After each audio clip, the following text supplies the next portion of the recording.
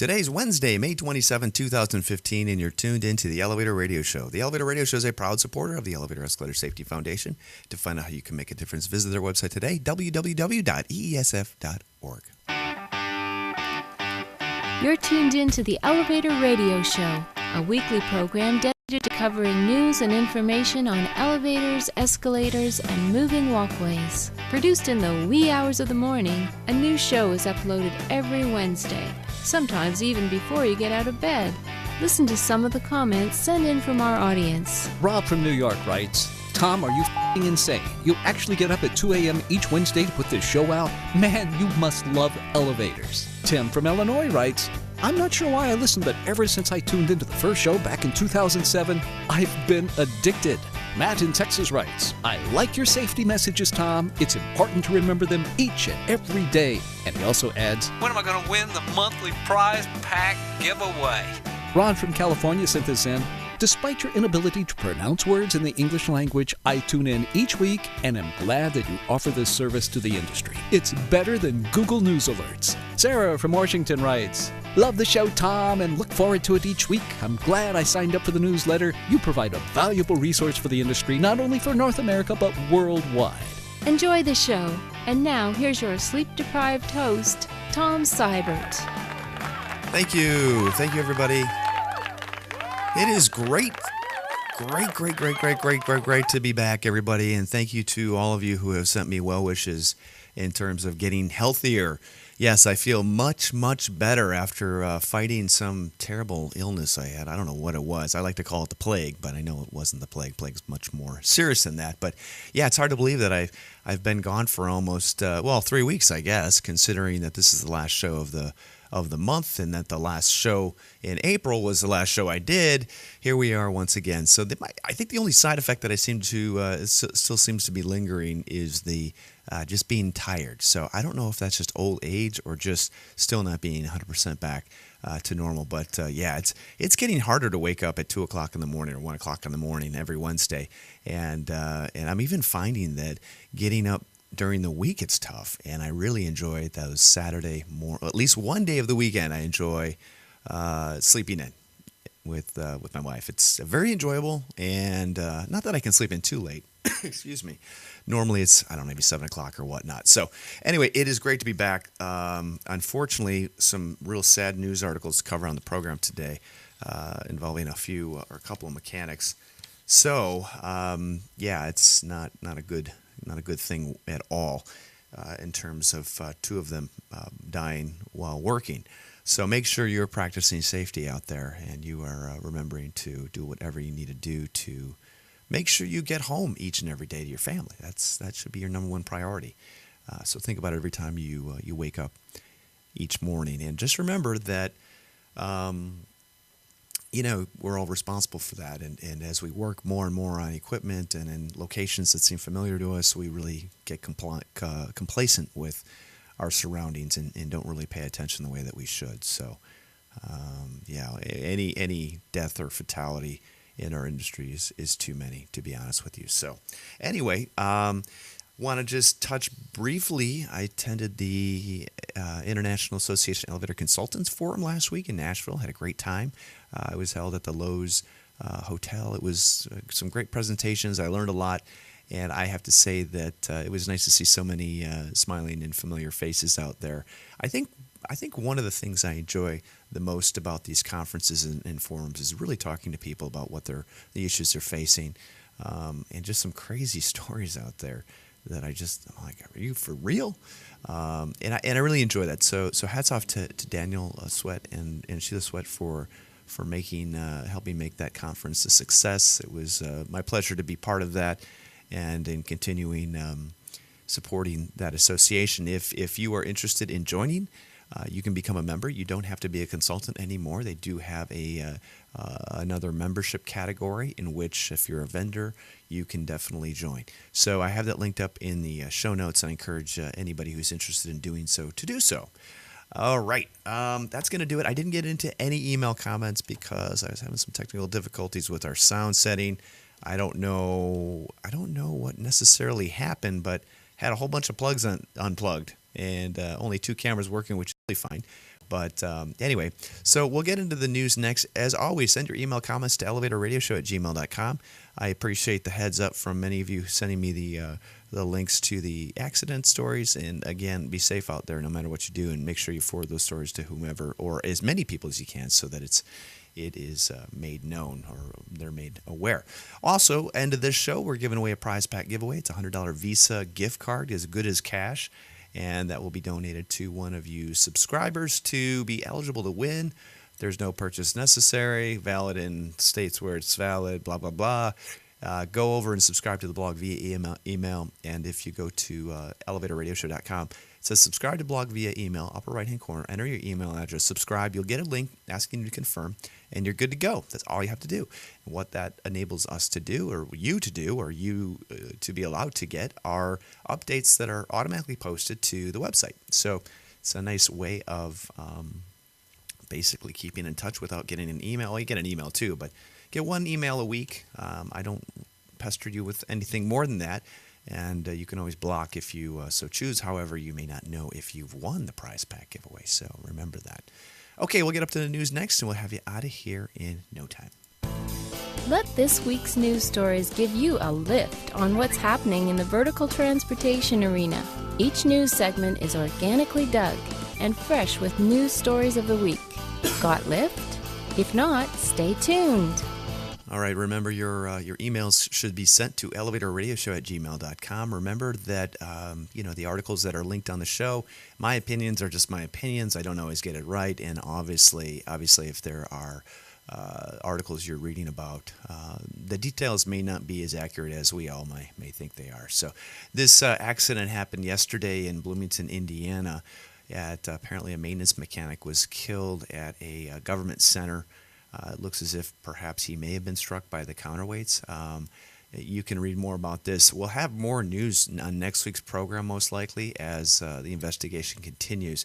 OSHA will be involved in this because it was obviously a workplace accident. But in some cases, we don't hear about these incidents until long after the OSHA investigation has basically been performed. Obviously, our hearts, our thoughts go out to him, his family, and I was driving in this morning just trying to imagine what it might be like to have a family missing their father, and it's awful. So, not good at all. K-City AM reporting an interesting perspective on why escalator and lift work can take so long. I think this is a pretty good visual picture of the intricacy of an escalator system and what goes into it. So, and this is a London news source. So, I think we need more articles like this instead of getting these investigative reporters out there, saying that the escalator at some transit system has been down for months. Go behind the scenes. Why don't you spend a little more time investigating perhaps why elevators or escalators are not working? Perhaps it might be a payment issue, whole bunch of stuff. But it seems never to really get that far, unfortunately. So, okay, if you haven't seen this video, watch it because it is absolutely terrifying. And I'm sure you've seen it. 2-year-old boy falls from top of escalator. What this really should, and I'm going to play this for you that are watching the feed through YouTube. Let me see. Now, this is a surveillance video that shows, and I think it's in China. These two boys are basically running around, a department store. This little one is barely walking. They've got footage that shows one of the boys gets on the escalator, holds the handrail with two hands, looks as if he's riding it correctly. The little boy, the 2-year-old, is kind of hanging around at the top. And then what you'll see is absolutely terrifying. He touches the handrail, grabs it, and then slowly he gets pulled up and over the side and falls completely over the escalator. And you can see other footage that shows him falling to the floor. Oh my God. Oh. You wouldn't see any of this footage on any U.S. Show, but again, you got to watch your kids. You have no idea what a department store might hold in terms of equipment, and this is a hazard, and it's important that we all realize that, we're watching our children. It really is. I'm surprised this little boy is alive. It looks as if he hit his head pretty damn hard, and I would tend to think he's probably going to suffer some long-term damage from this, but just terrifying. So if you haven't seen this yet, you know, it's going to just crush you. This is coming from the Inquisitor news source, and if you know David Cooper, he did a whole report on over-the-side escalator falls and the issue that it is somewhat become. And you know, it's terrifying, to be honest with you. So anyway, okay. Next news article: homes with private elevators getting a lift. This is kind of a neat article. OregonLive.com. On the market, homes with private elevators get lift, and there's photos in here. Look at this building. It's a pink building that is very old, and basically, you know, it starts off stating that when Otis Elevator Company started manufacturing a machine that safely lifted people up multiple stories in a building, the value of urban real estate jumped. So this actual system or building was built in the 1850s. Actually, no, it did not. I'm sorry. Elevators impacted the value of the single tier homes. Actually, they're showing the glass elevator system. It looks like it might be the pneumatic system. To be honest with you, they call it a glass cable home elevator, which is, I don't think this is, you know, correct. But this looks actually like it's an article kind of talking about residential lifts and whatnot. Not a bad thing to do whatsoever. But this coming from Oregonian or whatever you want to say, live.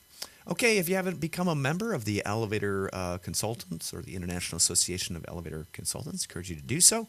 Go ahead and click on the membership link and then fill out your application. Become a member, support their association. Okay, in San Francisco, the Examiner is reporting that the Mooney stations need elevator and escalator overhaul, SFMTA says. And actually, they're expected to inject $2.2 million for such needed maintenance. And if you know transit systems, you know that they're definitely put through some pretty high, you know, requirements. So it's good to see them investing in their infrastructure. Okay, elevator stalls. And basically there's 24 Nebraska baseball players that are in the elevator. Now, do the math on that. You think that perhaps when something like this happens, there should be a message on the screen that says, "Hey, do the math. As long as you're waiting, do the math and see whether or not the capacity was reached or gone over." And I would have to think that if you're multiplying the number of people by 24 and their weights and whatnot, you're going to find that's the case. So anyway, it's a lot of people in an elevator. Next time, maybe think about you know, just waiting for the next one. That's my advice for you. Okay, Elevator Industry Group of Southern California. If you are in the Los Angeles area, join them for a day of fun and fellowship. They've got their golf outing has been scheduled for quite some time. But very cool, and encourage you to participate. The brochure link is in the blog post here. It's going to be on June 19th, which is right around the corner. June's such a busy month, isn't it? Crazy. Also, support the Elevator Escalator Safety Foundation Canada Toronto cruise. You can go ahead and register early by June 15th, and this cruise is going to be held on August 13th. So do your best, support the foundation in Canada, especially if you're in Canada. And as always, and speaking of Canada, those of you traveling to Vancouver for the SECA convention, have a great time next week. I'll be thinking about you. I'll have a show next week as well. And hopefully you guys have a great conference. Guam's entire elevator inspector industry is one man. But that's going to change because what they're planning on doing is opening up licensing so that others may inspect devices. Obviously, they see the need to do so. But, you know, we're all responsible for making sure equipment complies with code or meets code in the location that it's being installed in, whether we're inspectors, whether we are consultants, whether we are mechanics, salespeople, whatever. You know, we all have to work together to make sure that the equipment is built according to what it needs to be built by and installed by. So, yeah, we all hold that responsibility.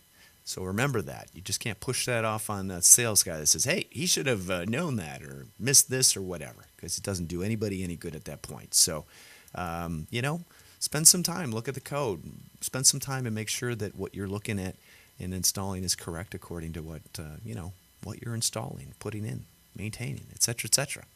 Okay, newspress.com has an article, Tighter Construction Codes Cause Builder Angst. And, you see this, often as states adopt local or the latest codes and perhaps may not grandfather older pieces of equipment or whatnot. But in Florida, there's a building code push regarding an occupied floor at least 120 feet higher than the lowest elevator access point will have to have 2 fire access elevators if the structure has 2 or more elevators. If the structure has only 1 elevator, it has to be fire access has 1. It has to be a fire access one. So I thought fire access was just kind of required on a lot of the older equipment. I know City of Chicago has kind of forced that. So I don't know. Not that that should be a huge deal or anything, but I know when you're talking about fire sprinkler stuff, it could be a significant cost, especially for condos that may not have fire service. So anyway, okay, article talking about adventurous escalator rides, travelpulse.com. You don't see this every day. We've got the elevator enthusiast out there, but not too many escalator enthusiasts. There's basically a bunch of different videos that are showing a bunch of different escalators. Excuse me, in China, London, Japan, and anyway, I think it's a kind of a unique way to write an article. I encourage you to check out the videos when you get a chance. Okay, I didn't know. I've always seen the elevator escalator reports out there for what the markets are looking like in like Asia and whatever, but I've never seen one for Qatar. So if you're interested in doing work in Qatar, they do have a market forecast that I guess expands to 2015 to 2021. I would think that it is a fast-growing market, obviously, as they have lots of money to spend. And I guess that's not a bad thing. So I don't know if that's something you're interested in. You can buy the report. I don't think it's an inexpensive report, but it's one that might do you some good. New York Post reporting: construction worker seriously hurt after falling down an elevator shaft. This happened May 8th. So remember, some of these articles are definitely old, and you probably have already read them. But I pulled the ones I thought were most relevant. A Manhattan construction worker was seriously hurt after falling 2 stories down an elevator shaft on a side of a Midtown building on Friday. It was the second time a worker fell down an elevator shaft at the work site in the city since Tuesday. My gosh. In an earlier incident, the victim died after plunging 24 floors. Jeez. Very terrible. So he was in stable condition, and they're trying to figure out why the worker fell. The Department of Buildings is currently investigating. Be safe out there, man. Be careful. Okay, South Korean man narrowly escapes or avoids getting cut in half by an elevator. Oh, man. I'm so glad we live in the United States. That's all I can say. If you look at the video here or the photos, it shows this poor man walking in an elevator, but it starts to move as he's on. He is so lucky. Yeah, you can actually watch the video. It just makes me cringe. Terrifying. So obviously that's not supposed to happen. It should not. The elevator should never run on full automatic mode with the doors open. Terrifying. Terrifying. Okay. Next article, Boston. At least 1 in every 5 elevators lacks inspection. BostonHerald.com reporting that one of these investigative reportive deals, more than the 8,500 elevators that have not had their yearly safety inspections are required by law. Herald review found in one state. Watchdog says those figures might even be low. State officials had inspected just 79% of the roughly 41,000 elevators across Commonwealth in March. Their most recent available records, according to the Department of Public Safety, data obtained by the Herald. That means that state officials had failed to inspect roughly 8,600 elevators for safety. Anyway, the state auditor, Suzanne Bump, who clashed with the Public Safety Department in November after an audit showed more than 14,200 elevators had expired inspection certificates, questioned the accuracy of the data released yesterday. So what's the answer here? I'm sure there's more to this story than most comprehend. I would imagine that finances perhaps are part of this, the number of inspectors, and probably just number of elevators and stuff. So what are you going to do? It's a deal that lots of cities have issues with, some states as well, and some states are actually able to break even with their elevator inspection department. And it would be nice if a model that's out there could be used that would work. That makes sense. Anyway, Syracuse.com, reporting a man killed by elevator was doing maintenance at the Onondaga Nursing Home. Again, another accident. It was updated May 26th. Apparently, the mechanic was doing maintenance at the nursing home when the elevator descended and pinned him while he was working on another elevator. Huh? I don't really understand that. But again, just remember, be safe as you can be. And share that message with those you work with. Okay, Chicago Cruise is set to embark on June 10th. If you haven't already signed up for that, I encourage you to do that. Should be a great time. Really appreciate everybody who has participated, who's bought tickets, who's sponsored. I am hoping that it is a warmer day. I'm really hoping. It just seems like the weather can be so hit and miss. It is June 10th, for goodness sakes. That's the second week in June. That's my rule. That's my law that says, I'm not going to get my hopes up for the weather remaining to be warm until the second week in June. I've been let down so many years. So anyway, in the last news article or link for today's show is the Elevator U Conference. If you haven't registered for that and you're interested in doing so, there's 26 days left to do so. If you click on the Reg Online link, the brochure is actually up and online. If you want to find out who's presenting in the update of the itinerary, go ahead and do that. Looking forward to seeing many of you at that conference as well. And should be a really good, really great time. So still going to make my hotel reservation. I know the hotel's booked, but there are other hotels in the area. It's called Google and Travelocity. So, all right, that's going to do it for this week's show, everybody. What I'm going to do next is I'm going to go to Random Number Generator. .org, I think is what it is. Yes, all right, good. If you're ever looking for some type of way of figuring out number generators, I entered the lowest setting and the largest, 1285. Number of emails, generate 501. Okay, let's go back to the email list. It's all very highly scientific. All right, and the winner is Jim. Jim, you are an elevator mechanic from the wonderful state of Wisconsin. Jim, I want to congratulate you on your win today. You are the May 2015 prize pack winner. I will be sending you an email shortly confirming what your address is to ship material to. So, as always, thanks for tuning into the show today, everybody. It is great to be back. And if you are in any part of the country where it is underwater like Houston, hang in there. It's going to dry out at some point, and then you'll have ginormous mosquitoes that'll come and eat you alive. So anyway, have a great rest of the week, everybody. Be safe out there, and we'll talk to you next Wednesday. Bye-bye.